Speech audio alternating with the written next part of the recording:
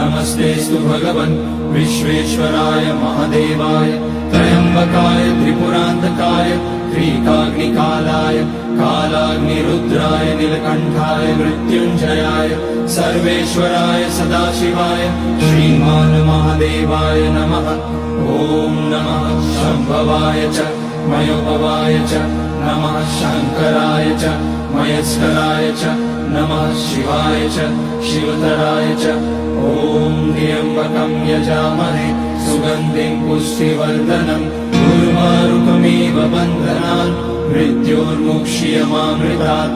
नागेन्द्रहाराय त्रिलोचनाय भस्माकराय महेश्वराय नित्याय शुद्धाय दिगम्बराय तस्मै नकाराय नमः शिवाय।